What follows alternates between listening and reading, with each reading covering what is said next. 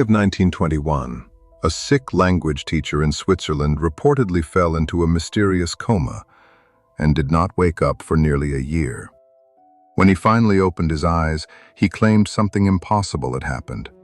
He later said that while his body remained unconscious, his mind had somehow traveled almost 2,000 years into the future, into the body of a stranger living in a world of flying cities and floating gardens. According to later accounts, he eventually wrote the experience down in a private diary that he reportedly never intended anyone else to read. Later publications of that diary describe Mars colonies, world wars, and a handheld device capable of showing moving pictures and sound decades before anyone had ever heard the word tablet. Historians and researchers still disagree about what, if anything, really happened to Paul Amadeus Dienach. Some regard the story as one of history's strangest unsolved mysteries. Others believe it is an elaborate literary creation. Today, we're going to examine both sides of the story.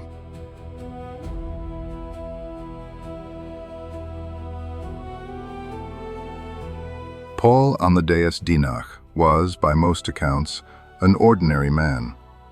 Born in Zurich, he worked as a language teacher with a deep interest in history and classical philology. According to the accounts that later circulated about his life, his health had always been fragile.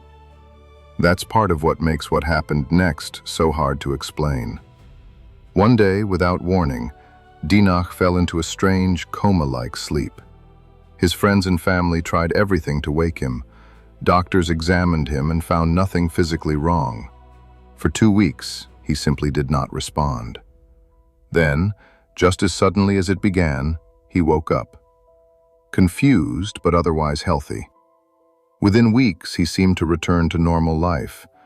It might have ended there, a strange, unexplained episode, the kind that happens to people now and then.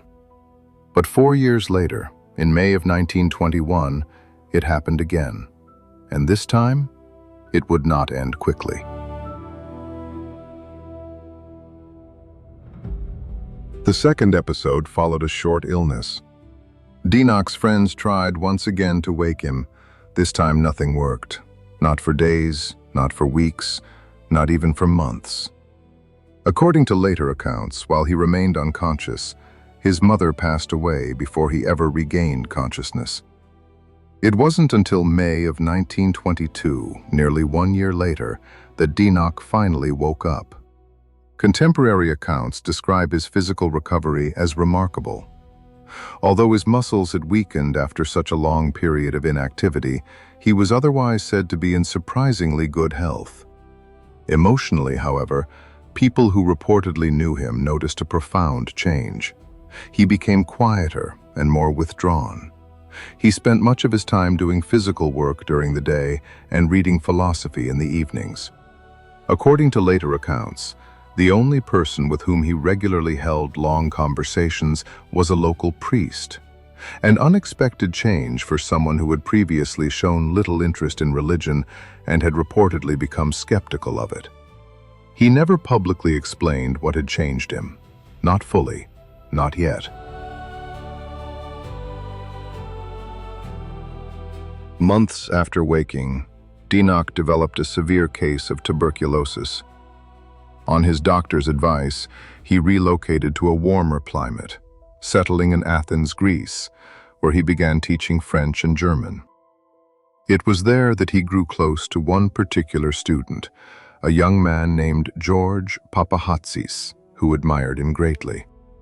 Over time, the two became genuinely close, though Dienach still kept one part of his life a secret. By early 1923, his tuberculosis had worsened. Sensing he did not have long to live, Dienach reportedly decided it was finally time to put his coma experience into words. According to the story that later circulated, he struggled at first to recall the details clearly, until, in what he described as a single overwhelming moment, the memories came flooding back all at once. What he wrote next is the heart of this entire story. According to the diary, Dienach found himself waking during his second coma inside an unfamiliar hospital room, staring up at a group of strangers. Outside the window was a landscape unlike anything he recognized. On the wall, a soft pink light reflected off crystal. For a moment, he wondered if he had died and woken up somewhere otherworldly. Then he was handed a mirror, and the face staring back at him wasn't his own. It belonged, he later learned by listening to hushed conversations around him, to a man named Andreas Northam, a physicist who had reportedly died in an accident and whose body doctors had somehow revived. Dienach realized he could barely understand the language being spoken around him, despite being a language specialist himself. Eventually, in conversation with one of the doctors, he learned the year, not 1921, but 3906.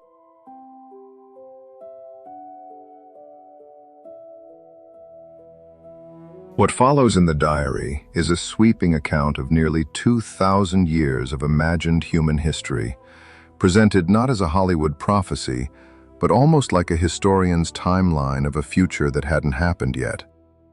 The diary describes a future in which the coming centuries bring overpopulation and international conflict, followed by real progress in space travel, including, notably, a Mars colonization effort that the diary places in the 2020s. It describes a devastating global war roughly a century later, followed eventually by a new form of world government, one that, in the story, eventually collapses under its own corruption and is replaced by a society run by scientists and philosophers. The diary also describes something resembling modern tablets, a small device capable of turning words into moving pictures and sound, being used decades before television even had sound of its own, let alone anything resembling a screen you could hold in your hand. It's worth pausing here. Skeptics point out reasonably that future prediction texts are extremely common throughout history, and that vague, sweeping predictions about war, technology, and utopia are easy to write and easy to interpret generously after the fact. We'll come back to that.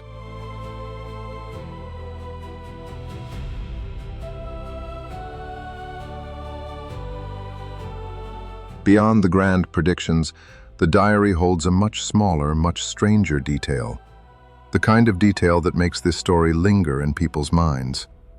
Before his coma, Dienach had loved a woman named Anna, who was pressured into marrying someone else and died shortly after.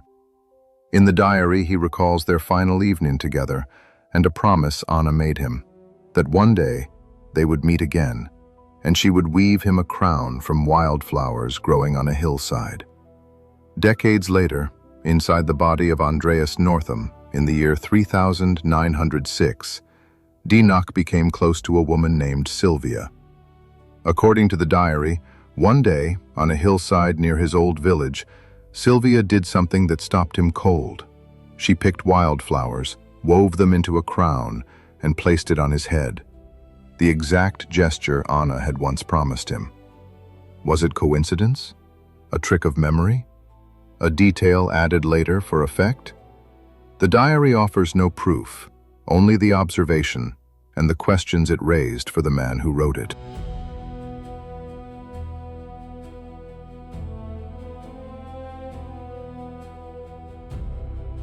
As with many historical mystery stories, separating documented fact from later retellings can be difficult, and this one is no exception. Here's where the story becomes genuinely complicated, and where a fair account has to include the skeptical side. The diary wasn't published until 1972, nearly 50 years after Dienach's death, when George Papahatsis finally released it in Greek under the title Valley of the Roses. An English edition, Chronicles from the Future, followed decades later, most notably through writer and editor Achilleas Sidigos, who spent years researching and re-editing the material. But researchers who've tried to verify the story have run into a wall. No public records of a Paul Amadeus Dienach have ever been found in Zurich, where he supposedly lived, or in Athens, where he supposedly taught. Papahatsis reportedly said the original handwritten diary itself was lost, allegedly confiscated during wartime and never returned. Some researchers have also pointed out striking similarities between Dienach's account and H.P. Lovecraft's 1936 story, The Shadow Out of Time, which also involves a man's consciousness swapping places across time. If Dienach's diary genuinely dates to the early 1920s, that resemblance is a strange coincidence.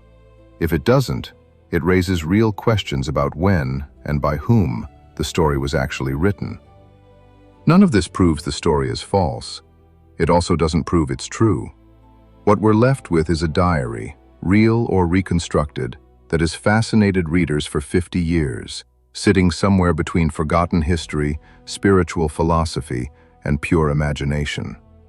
Whether Paul Amadeus Dienach lived 2 years in a future world, or whether Chronicles from the Future is simply one of the most detailed pieces of speculative writing of the 20th century, that's a question historians still don't agree on. And maybe that's exactly why the story refuses to be forgotten.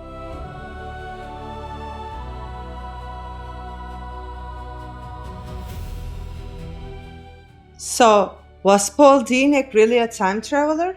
Or just a very creative dying man with a good imagination? I don't know the answer, nobody does, but I love stories like this. If you enjoyed this video, please subscribe to the channel. It really helps me to make more videos like this one. Thank you for watching. See you in the next video.